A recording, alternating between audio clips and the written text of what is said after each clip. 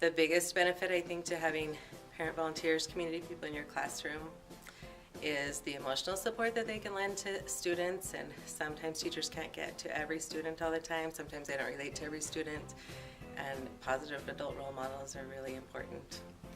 Anything that you do in life involves reading, and if you can gain that confidence, it can propel you in so many directions in the future. It just is the building block of success is reading, I think. Reading helps to develop the mind. Reading helps to develop your language and your communication skills, which both are going to be critical life skills to have. Anybody can be a volunteer, I think.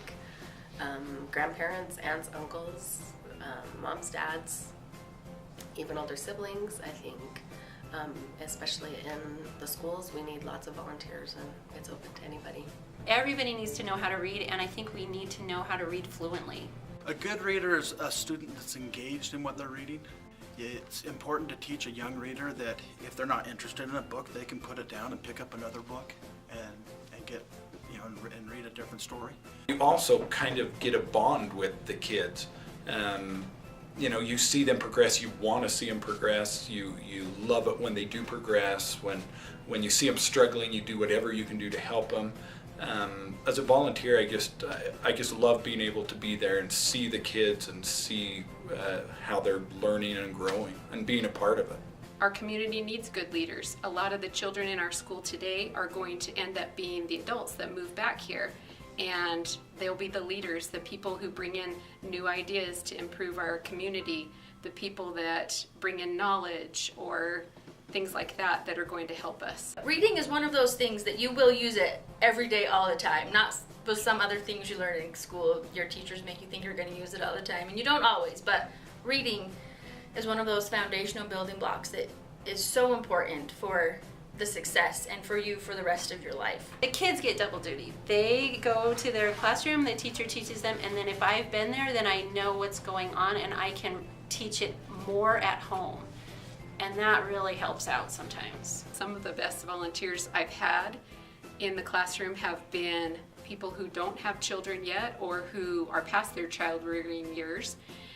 So they can be fantastic volunteers. Good readers are developed by parents and siblings, and good habits at home, seeing their parents read, seeing their grandparents read, reading together. I'm able to see, especially with my kids, where they're at, what's going on in the classroom, so that I can even incorporate some things at home that might help them based on what they're doing in the classroom.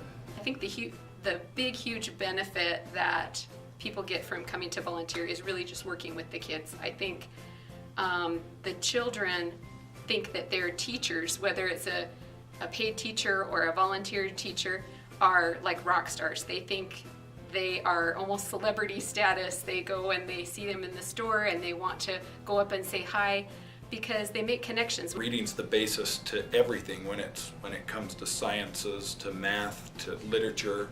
Reading's the key, it's the base to everything. There's a saying that says that today a reader, tomorrow a leader, and I think that shows that dual benefit that the community can get from helping children learn how to read. It's important for the kids to see the moms in the classroom. They love to get to know you, and they trust you as just another person that's helping their kid. I feel like it's great to be able to see kids learning, and when they gain a little bit of new confidence, it's fun to see their eyes light up, and you get to enjoy that with them and be a part of that. You need to read to be able to do anything. If you're a farmer, you need to read. If you're a farmer, you need to do math. If you're the town dentist, you've got to read and do math. There's not one job. If you work at the grocery store, at the gas station, if you're a waitress, anything you do in life, you've really got to be a good reader. It's not always fun, and it's also an important thing to reconcile with. Some things that are worthwhile aren't always rainbows and unicorns, so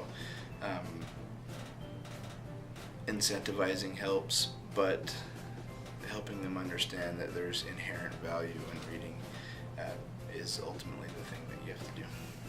When one person succeeds, we all benefit from that. And if one person fails, we all reap the consequence of that. We wouldn't expect that someone who plays ball or who dances would go to the game and be able to do really well if they hadn't practiced beforehand. We wouldn't expect that they'd be able to go to the recital and do well if they hadn't practiced beforehand. And in the same way, we can't just expect children to go to school and come out to be good readers. There's a lot more help and practice that goes into that. The children of today are going to be the leaders of tomorrow, and I think about that every day when I go to work, that part of my job is to help them to learn to love something, to learn to love learning, learn to love reading.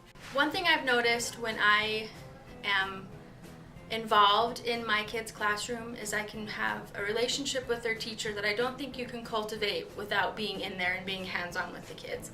We need volunteers in the classroom to help our kids. Our kids need it. And sometimes I think we need to make a little extra time to be a part of our kids' lives so we can help them grow as people. And volunteering and being in the class, it helps them. If you're young or you're older or you're middle age or whatever you are, as long as you're a positive role model for them and you're willing to spend time. Time is the key for making successful children. I've known volunteers that don't even have anyone here at school that they're related to. You can be a volunteer. Anybody can volunteer. Grandparents, citizens, parents, aunts, uncles, sisters, brothers. Anyone can volunteer. Anyone who enjoys working with kids and really values reading and wants to come and help out. Anyone can be a volunteer. And, I mean, seriously, anyone. You don't have to have a kid in the classroom to do it. Just come. If you want to be involved and you want to be utilized, we can make it happen. I think anybody can be a volunteer. Parents, of course, but grandparents, high school kids, brothers, sisters, aunts, uncles, anybody that can volunteer. Anybody can be a volunteer. It can be grandma, grandpa, obviously mom or dad, older siblings, sisters, high school students can come in and volunteer. We can take anybody that wants to sit and listen to a child read can be a volunteer.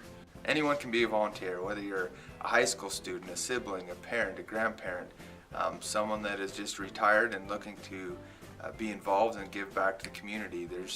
There's so many different ways to volunteer, and so many different ways you can benefit the students and benefit yourself along the way. But anybody, literally anybody, can be a volunteer.